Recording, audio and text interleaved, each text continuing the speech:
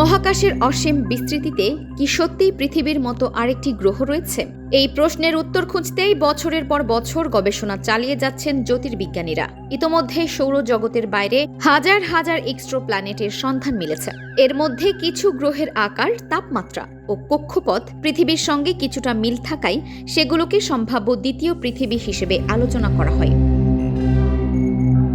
সম্প্রতি সামাজিক যোগাযোগ মাধ্যমে একটি দাবি ব্যাপকভাবে ছড়িয়ে পড়েছে। দ্বিতীয় পৃথিবীতে যেতে সময় লাগবে 2,60,00,000 বছর। শুনতে অবাক লাগলেও এই সংখ্যাটির পক্ষে কোনো নির্ভরযোগ্য বৈজ্ঞানিক তথ্য নেই। আসলে কোনো গ্রহে পৌঁছাতে কত সময় লাগবে তা নির্ভর করে দুটি বিষয়ের ওপর। প্রথমত, গ্রহটি পৃথিবী থেকে কত দূরে। দ্বিতীয়ত, সেখানে যাওয়ার জন্য কী ধরনের মহাকাশ প্রযুক্তি ব্যবহার করা হচ্ছে। বর্তমানে পৃথিবীর সবচেয়ে কাছের সম্ভাব্য বাসযোগ্য এক্সট্রোপ্ল্যানেটগুলোর একটি হল প্রক্সিমা সেন্টারি বি। এটি পৃথিবী থেকে প্রায় 4.24 আলোকবর্ষ দূরে অবস্থিত।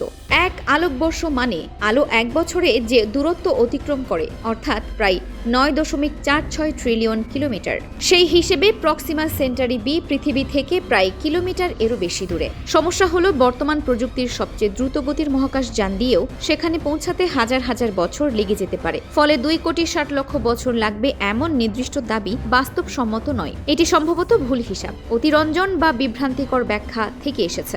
এদিকে বিজ্ঞানীরা ভবিষ্যতের প্রযুক্তি নিয়েও কাজ করছেন। ব্রেকথ্রু স্টার শটের মতো প্রকল্পে ক্ষুদ্র মহাকাশযানকে আলোর গতি একটি উল্লেখযোগ্য অংশে চালানোর পরিকল্পনা রয়েছে। এমন প্রযুক্তি সফল হলে আজ থেকে পথ অতিক্রম করতে হাজার হাজার বছর লাগবে। ভবিষ্যতে তা কয়েক দশকেই সম্ভব হতে পারে। তাই দ্বিতীয় পৃথিবীর সন্ধান অবশ্যই বিজ্ঞানকে নতুন আশা দেখাচ্ছে। তবে সেখানে পৌঁছানোর পথ এখনো অনেক দীর্ঘ।